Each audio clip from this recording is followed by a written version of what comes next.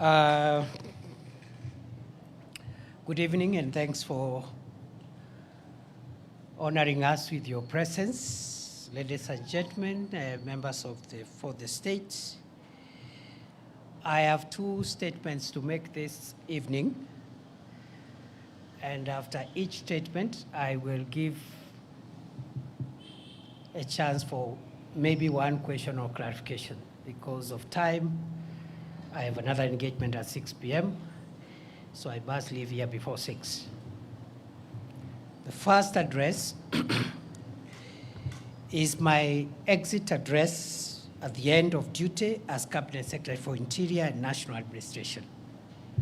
As you're aware, for the last 2 years, I've been the country's security minister, and I thought I owe the people of Kenya an exit speech so that we can account for the 2 years in which, by the grace of God, we have had the privilege to serve our country in that office. Since the 27th of October, 2022, I have had the immense privilege of serving our country as the Interior Minister. Appointment to this role was not only a humbling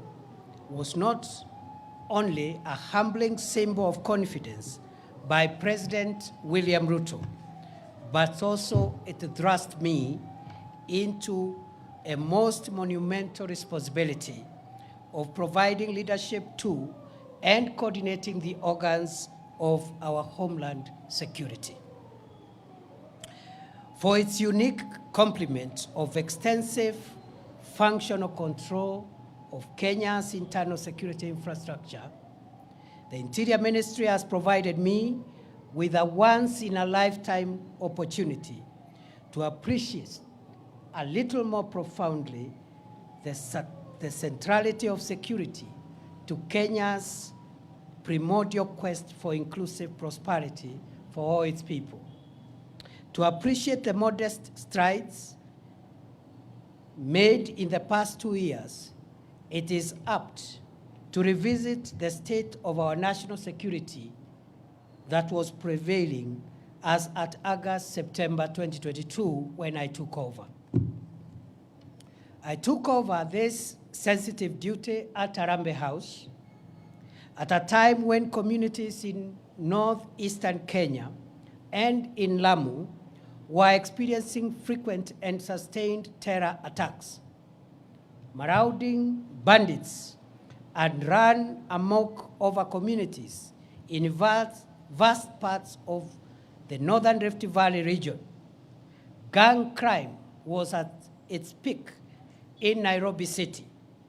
The Kenyan passport production and supply system had all but collapsed, and key homeland security organs were ill-equipped and in dire need of reforms and reinvention. The end of my tour of duty as Kenya's Interior Minister of 2 years invites an introspection and reflection on the journey that I, with the loyal and patriotic support of hundreds of thousands of officers and staff in the police, prisons, immigration, and other citizen-facing services of the ministry, have traveled. I attribute any successes that were achieved in the last 2 years to make Kenya safer during the last 2 years. I attribute this success to the various ranks of officers and staff of the ministry. However, any performance inadequacies during my tenure are mine, because I believe the ministry staff and officers did their best. 24 months of hard work by frontline multi-agency formations embedded deep in the forests of the Boni Enclave has paid off with 2 years of calm. Sacrificial fighting power of elite police formations in the forward operating bases spread along the risky frontier areas of Liboi, Fafi, Div, Kotulo, and such like areas have resulted in 2 years of great victory over dangerous terrorists who would have otherwise hurt Kenya and its people. Fellow Kenyans, it has been the honor of my life not only to oversee a coordinated and policy-driven war against terrorists, but also to visit the elite police units protecting Kenya and its people at some of the most dangerous locations in our territory. Each moment, I had a chat or shared a meal or even took a selfie with security officers in the front line in the war against terror. There was always a profound surge of pride in the knowledge that a dedicated and patriotic cohort of our security forces remain alert day and night to prevent terrorists and other dangerous criminals from accessing Kenya to cause harm to its people. For protracted periods, I have traveled by air, land, and sea to oversee counter-terrorism operations in Ziwa la Taa, Poromoko, Kiunga, Mpeketoni, Lango la Simba, and other parts of Lamu, sometimes on Christmas Day, some other times on Good Friday, or other times covertly at night, just to make sure that we got it right. I have been to Wajir, Mandera, Takaba, and other parts of our country exposed to the threat of terror, just to give morale to frontline security officers and their commanders, and also to listen to communities in search of durable solutions against the violence of terrorist groups. Throughout the past 2 years, nothing has given me greater sense of fulfillment than the long days and sometimes humid nights spent in some of the farthest outposts within our territory. Therefore, fellow Kenyans, as I relinquish the leadership of the Interior Ministry, which I've already done, I am proud to report that save for a few inevitable losses, Lamu and northeastern Kenya are much safer and calmer today than the situation that prevailed in the last half of 2022. To our gallant security officers who paid the ultimate price with their limb or life to keep Kenya safe, I salute you and promise that Kenya will never forget your valor and patriotic sacrifice. May the souls of the officers who have lost their lives in the protection of our homeland and its people find perpetual rest in eternity. Equally, the memory of civilian souls lost through injury inflicted by terrorists will forever evoke our collective duty to keep Kenya free from danger, whatever its source. Fellow Kenyans, by the end of 2022, over 135 innocent Kenyans, including 20 security officers, had been killed by marauding bandits in parts of Baringo, Laikipia, Samburu, Turkana, West Pokot, and Elgeyo-Marakwet counties within a span of 6 months. During the same period, dozens of schools were closed, thousands of families were displaced, and public amenities destroyed by bandit gangs, some of whom converted school classrooms into permanent dormitories for bandit families. To arrest possible breakdown of law and order, a police-led security operation with the support of the military was declared on 13th February 2023. It has been 19 months of sustained war on bandits in the north of our country.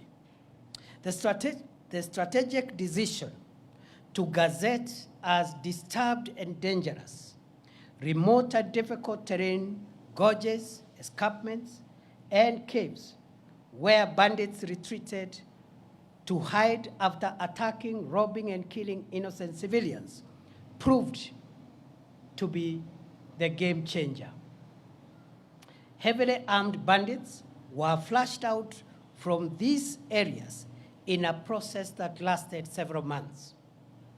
Their outdated gimmicks of taunting security forces and sometimes staging daylight raids were eventually crushed through intelligence-led operations, superior firepower, and efficient operational and tactical outputs that resulted in the neutralization of dangerous bandit commanders and their spiritual influencers.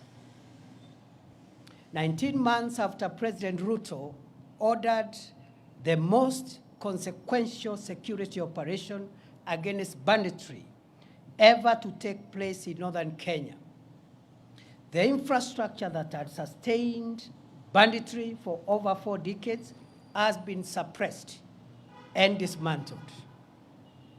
Bandit gangs and their enablers have been overpowered and scattered, despite occasional feeble attempts to resuscitate this dangerous crime against the people of Kenya.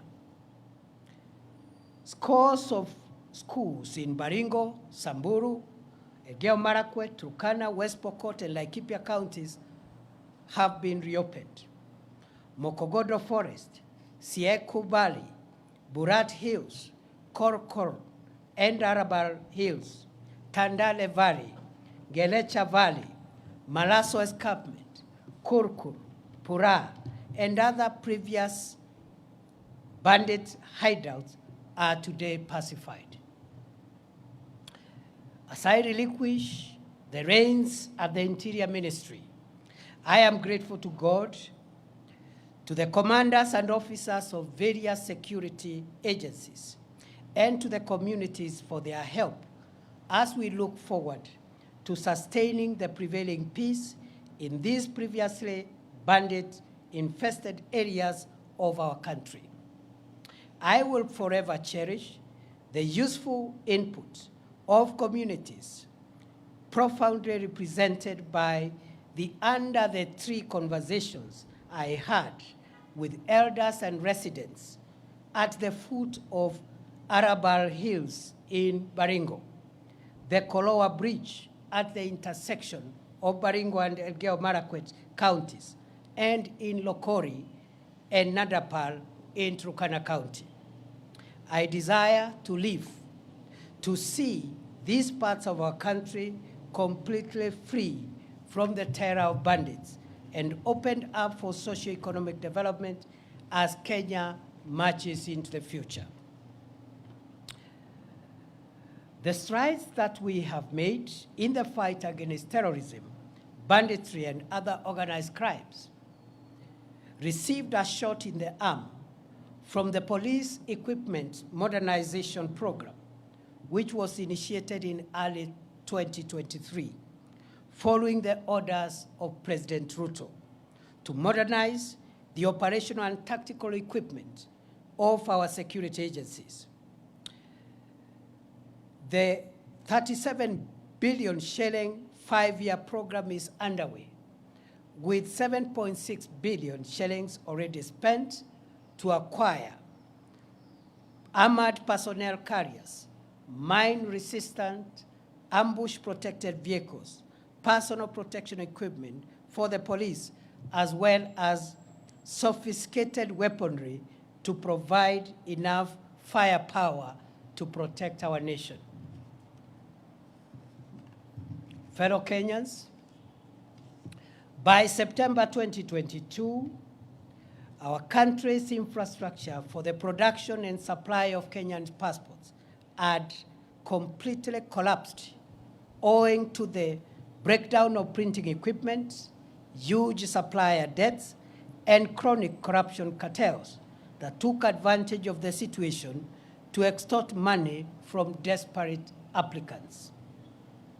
After many months of reorganizing and financing arrangements, as well as personnel deployment at the Immigration Department, I am proud to report that as I leave the ministry, the government has been able to acquire modern printers and all the pending supplier debts have been paid.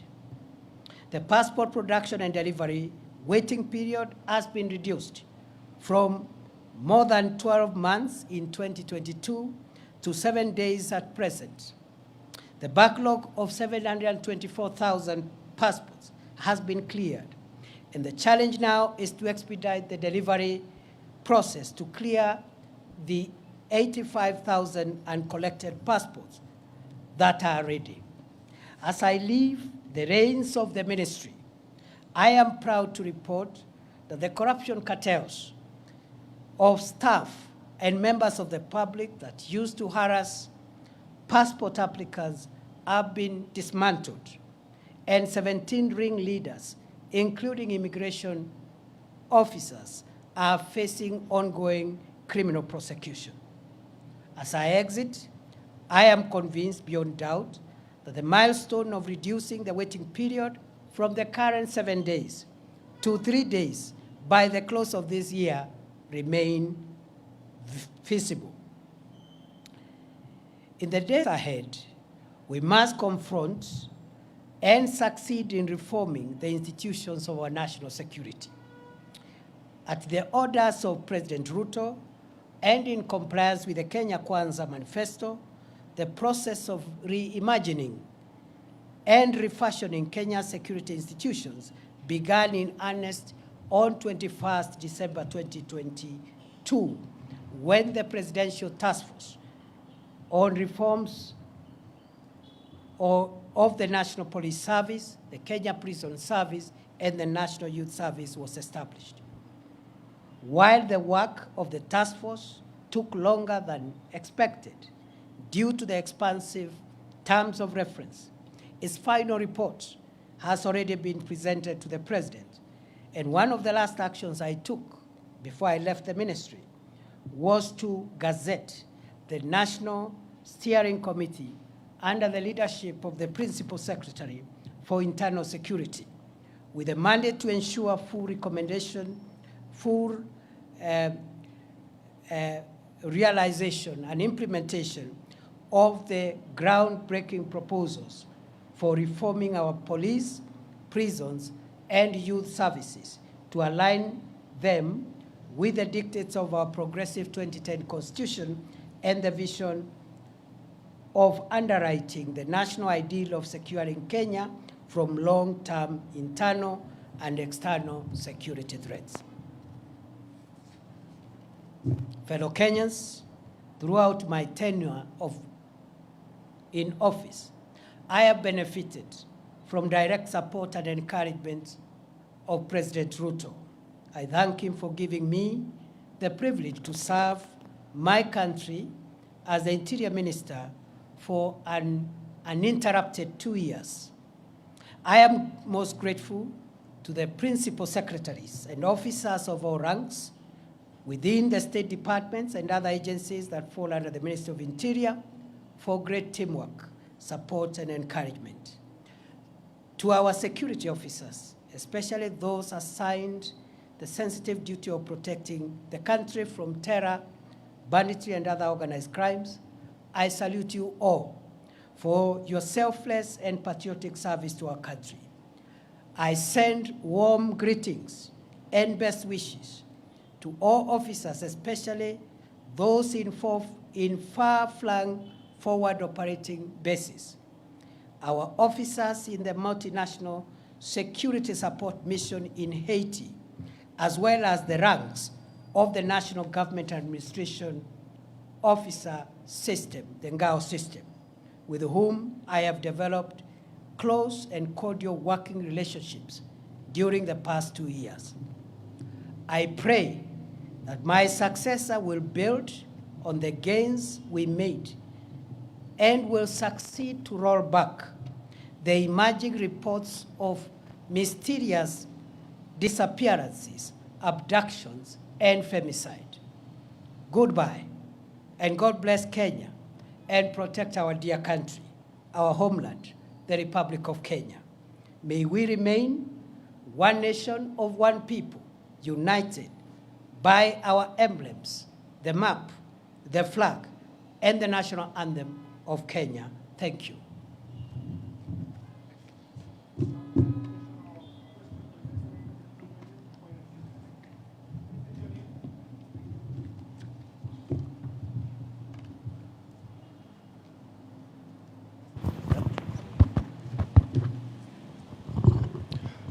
My name is Eric Owenga, labda kwa Kiswahili, Bwana Naibu Rais. What do you speak of about your legacy in terms of abductions and extrajudicial killings that were rampant during your reign as the Cabinet Secretary of Interior for the past 2 years? Because Kenyans, some of the questions have not been answered in regard to the same. Can you exhaustively speak about it? Thank you. Yes, as you have, thank you very much for that concern. As I have said towards the last part of my statement, I have demonstrated how for 2 years, every day of my life, I have struggled to secure the country from crime and from people who would have caused us harm. And I have told my journey, the places I've been and what has took me there, the work I did in immigration and other places. At the end of my statement, I have said, as I exit that office, I'm exiting at a time when there are reports of cases of mysterious disappearances, abductions, and femicide. And I have handed over the responsibility of cracking down on those emerging reports of crime. And I wish him well, and I know he will succeed. The same way in the past, I've been able to handle those other national security challenges. Remember, these are challenges that we've witnessed in the last few months, and already we had gotten ourselves on a place where we had come up with a strategy of cracking down on this criminal behavior, the same way we succeeded, even with the Nairobi urban crime, which was quite a spiral at the time we took over, and which today is manageable. And therefore, these are developments over the last few weeks, maybe a couple of months. We had laid the ground on how to deal with both cracking down on criminals who are in that space of femicide or abducting people, and also a framework for accountability of any rogue officer or officers who will be involved. And therefore, that should be the task of the next minister going forward. I have no doubt I have done my best every day of my life, and there is no day I have slept without asking myself what I have done to make our country safer. Before, because of time, allow me now to transit and speak on my assumption of office to the my assumption to the office of the Deputy President of the Republic of Kenya. Those of you who are in the swearing in, you realized I just made some of the cuff remarks deliberately because it would not have been appropriate at that time to give lengthy speeches because of the official context of the day. So today is the day when I wanted to at least make a statement on my assumption of office. Fellow Kenyans, on 1st November 2024, as you are aware, I assumed the office of the Deputy President. That day was and shall remain the most momentous and significant day of my life. After serving my country for a quarter of a century as a law lecturer, legal practitioner, senator, majority leader of the Senate, deputy speaker of the Senate, and most recently as the cabinet secretary for Interior, I now take over office as the third deputy president of the Republic of Kenya. It remains astounding how a son of Kenya, born some 52 years ago in Tharaka, a remote part of the then Meru district, and in a humble homestead of a rural clergyman and his housewife's spouse, could eventually get the opportunity to serve this country in the esteemed and high office of Deputy President of the Republic. My assumption to the office of Deputy President has presented me with an opportunity to reflect on our country's past, present, and future. In my reflections, during the past 1 week, I have come to the profound realization that Kenya, our homeland, is a country like no other. Its charm, the industry of its people, our fine weather, our culture, and our breathtaking topography are unmatched. It is gratifying to see millions of patriotic Kenyans work hard every day, waking up early, sleeping late, to make a honest living, eat from the sweat of their brow, and build the country that they call home. While it is true that formidable challenges confront us today, it is also true that we always find a way to surmount obstacles and protect our country and its people from the shocks of the modern world. Where a tiny number among us has tainted our country's image, the same has been repudiated by the exploits of millions of honest and patriotic, focused Kenyans who love this nation enough to protect it from the risks on its survival. Indeed, Kenya is a covenant country, blessed with an industrious people and an incredible array of natural resources requisite for the creation of wealth enough for all its people. We remain eternally grateful to the heroes and heroines who have ensured Kenya remains the blessed nation that it is. As we reflect on our challenges, let us capitalize on the jolting of these challenges to write a new, better, and brighter chapter for Kenya. We should heal our divisions, solidify our national unity, and pursue our country's goals as brothers and sisters, joined by the permanent bonds of our common heritage and our common future. I have had occasion in the past few days to ponder on how the orderly transfer of authority as called for in our Constitution takes place seamlessly in our country. I realize that my ascent to the office of Deputy President has taken place on the back of a hotly contested constitutional process. For weeks, the country was glued to parliamentary and judicial events whose completion is a testament, or was a testament, to our country's democratic credentials and the integrity of our constitutional institutions. I am humbled to be of service to this country as its Deputy President, and to formally take the reins to support and assist President William Ruto and the team he leads towards the realization of his vision to deliver the transformation of Kenya.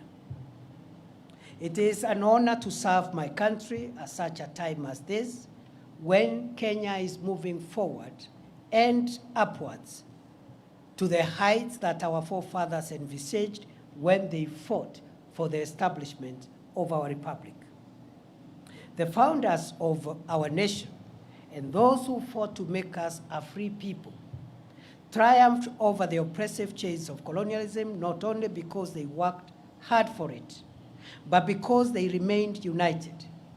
Today, as in the past, the quest for national unity is undeniably the most profound aspiration animating our national conversation. Why?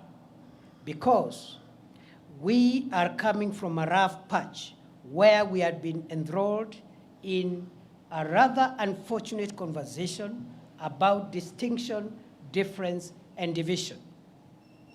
At a time when the country desperately requires a rallying call to pull together to steer our nation to greatness during these challenging times. Kotaler Somoei, Dedan Kimathi, Mekatilile Wamenza, and later Jomo Kenyatta, Ronan Gala, Oginga Odinga, Masinde Muliro, and many others worked hard to set free the whole of Kenya, not parts of Kenya where they were born or raised. They refused to see themselves as liberators of their places of birth, choosing instead to consider themselves as brothers and sisters connected by the common past of their ancestry and the shared future of the generations that would come after them. We learn from these gallant sons and daughters of Kenya that for us to defend our freedom, sovereignty, territorial integrity, and economic transformation, for us to overcome inequality, poverty, and the need in our midst, we must harness and aggregate the collective daily struggles of ordinary Kenyans for our common good. For the aspiration of forging a united Kenya to materialize, we must accept each other, recognize our equality, accept that diversity and difference among us are for building rather than destroying us. A united nation is better equipped to deal with the challenges and overcome the obstacles we face in an increasingly complex, unpredictable, and insecure world. Kenya's viability is guaranteed only if its diverse components and segments converge in pursuit of common ideals, notwithstanding our linguistic, ethnic, religious, or political orientations. As I assume the functions of the esteemed office of the Deputy President of Kenya, I pledge to support and assist President Ruto to canvass, defend, and accelerate national unity, but also to canvass, defend, and accelerate the implementation of the bottom-up economic transformation agenda on which his administration was elected 2 years ago. I will work with my colleagues in the cabinet, as I have done in my previous role during the past 2 years, as we look forward to opening a new chapter in our collective effort to deliver the economic transformation and empowerment of the people of Kenya to realize better standards of living. The government has made significant strides towards the transformation of our food security situation, health, education, as well as stabilizing spikes on prices of essential household commodities since September 2022. The government's resolve to introduce a higher education funding model that is student-centered and to roll out universal health, affordable housing, and other initiatives require constant communication for public buy-in, input, and feedback in the spirit of a people-centered delivery of our country's development agenda. I have no doubt whatsoever that well-crafted public-private partnership projects are essential for the realization of strategic public sector infrastructure development projects and will cushion our country from incurring unsustainable debt for financing our country's development needs. As we pursue Kenya's economic transformation and strengthen the bonds of our national unity, now is the time to ask every citizen to introspect on their contribution towards the actualization of the Kenya we all want to live in. The values of honesty, hard work, patriotism, family, and all other values of our civilization, faithfully transmitted through generations, makes it possible for us to transform this country into a more inclusive, equitable, and cohesive nation in which every citizen is able to live free from fear and want. A Kenya where every citizen has a realistic opportunity to attain good health, wealth, and safety. Our ambitious ideal for a new Kenya will be actualized by sacrifice, hard work, pulling together, eschewing the blame game, and loving Kenya more than our subnational affiliations. It is possible to converge our diverse subnational interest into broad collective national interest as the surest way of realizing Kenya's viability as a solid, respected, competitive, devolved, modern, democratic, plural society able to assert itself in the world for centuries to come. Only a country of opportunity that Kenya is can cause the little village of Irunduni, tucked in the outskirts of the unassuming hamlet of Mukodhima in semi-arid Tharaka, to produce the country's deputy president. I grew up in a competitive environment, learned to manage scarce resources in a large family of 9 siblings, raised by peasant parents, and introduced to the values of respect for others and respect for authority, the love for God, and the love for country, considering other people's needs before my own needs. These values would later be firmed up through my education journey in the schools and the universities I would attend later in life. That it has been possible for me to come this far confirms that in this country, there is no reason anymore why a child born in Moyale, Loitoktok, Nyahururu, Lodwar, Nyansiongo, Malindi, Ugenya, Kadhonzweni, Elwak, Kimilili, Lungalunga, Marara, or anywhere else within this great country cannot aspire to rise to any office. I am truly blessed to be a son of Kenya. May God bless and protect our dear country, our homeland, the Republic of Kenya. May we remain one nation of one people, united by our emblems, the map, the flag, and the national anthem of Kenya. Thank you and God bless you.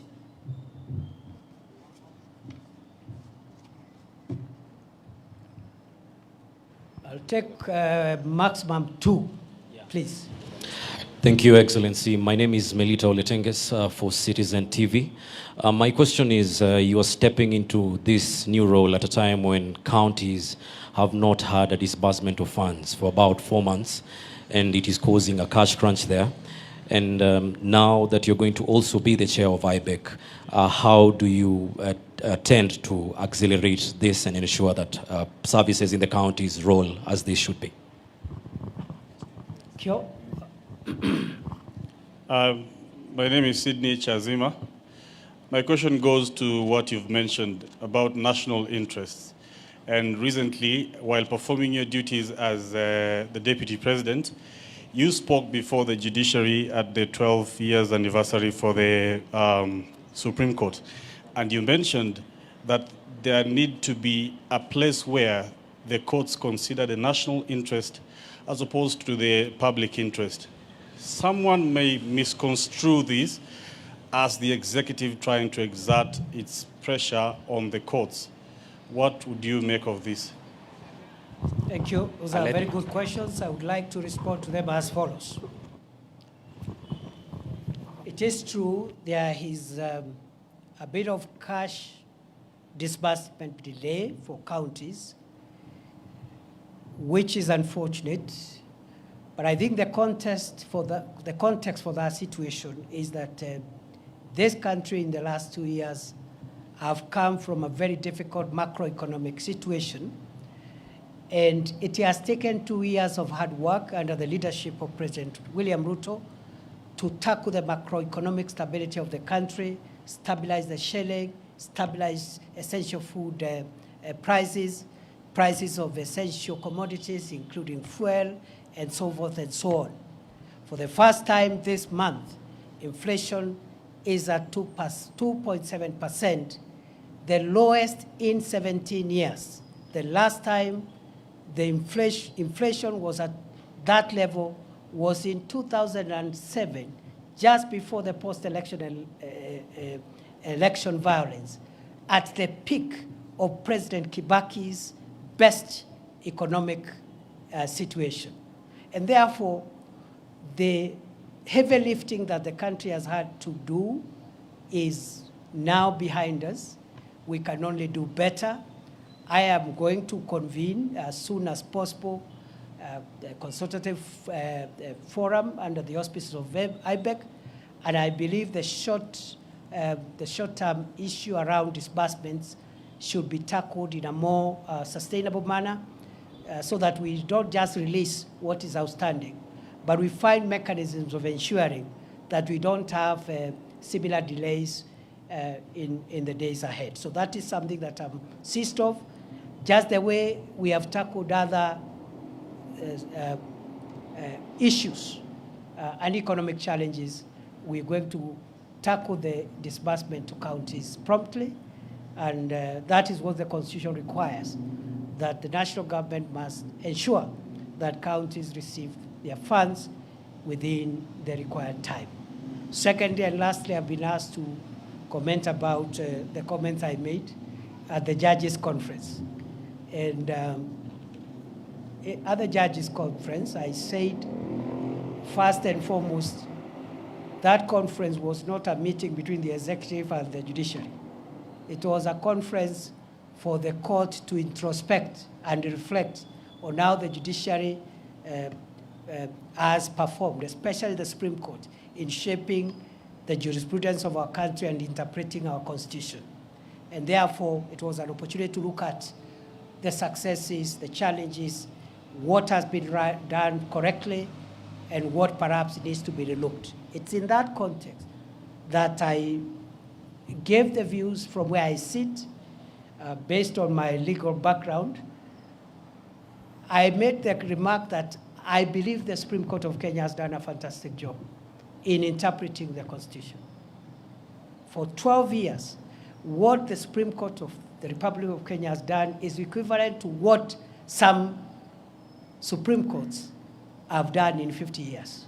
So we are very proud that our institutions are not only efficient, but they are on a trajectory of fast maturity. At that point, because it was a moment for introspection, I said, the jurisprudence that the court has given us about public interest is very refreshing and welcome. And then I remarked, going forward, as the Supreme Court consolidates its own jurisprudence and enhances it, perfects it, it is worth reflecting, even beyond public interest, whether our Constitution allows our Constitution allows the court to distill existential values of the state.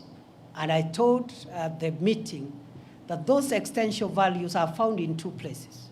One in chapter 1, which is the foundational chapter that establishes our country, defines what Kenya is, the map, the territory, the coordinates, and the fundamental principles, including devolution. And then chapter 14 on national security. Article 238 in particular contains some elements of what one would call existential and primordial elements of the existence of Kenya. That Article 238 says that there are certain core interests of Kenya that must be protected. And that's why the organs of national security are established, to make sure that Kenya does not disappear. It survives. Territorial sovereignty of Kenya. That's why our KDF will do whatever it takes to make sure that other nations, enemies of Kenya, don't overrun us. The territorial integrity of Kenya, that no foreign country can violate our airspace, our land, or our sea space. And then it goes on to discuss a few other essential, very, very critical foundational interests of the nation. And so what I was asking, I said maybe the courts needs to think whether we can have a hierarchy of national interests. The general public interest on everything else, and very basic and existential interest on which the survival of the nation rests. Because, for example, when we have had, for example, challenges in allowing the people of Kenya to exercise their rights, which are protected in the Constitution, we have seen, for example, that right, for example, need also to be balanced in the need to protect the country and constitutional institutions. Because we saw an attempt to violate the Chief Justice's chambers by people who are expressing their rights, which is correct. But you see, if you destroy the emblems that makes the state to exist, burn down parliaments, you know, those are extreme measures. And all what I said, just to be brief, I was not prescribing. I was just asking the judges to provide leadership, as is their mandate in the Constitution, to tell us whether there is a hierarchy of interests. Because the other commercial issues, the public interest is easily discernible. But sometimes there could be a conflict between what is popular or what the public is saying and the existence of the state. And I provided evidence at chapter 1 of the Constitution, which is the foundational principles, and Article 238 that tells our organs of national security to protect the borders of Kenya, to protect the existence of Kenya and its institutions. That balance the court should help us to interpret. I know I've spoken a lot of English, but that's what it is. I wish you well. It is good to see you. We are going to have regular interactions. On a light note, you know, the other job was a bit constraining because of the operational support that required me to be where action was taking place in terms of defending the country's vital interest of homeland security. But with a new role, I'll be much more available. We are open to the input of the people of Kenya. We are open to even positive criticism from the media, from civil society, so that we can all converge our various views and opinions on how we can build a stable, solid democracy called Kenya. Asanteni sana, Mungu awabariki.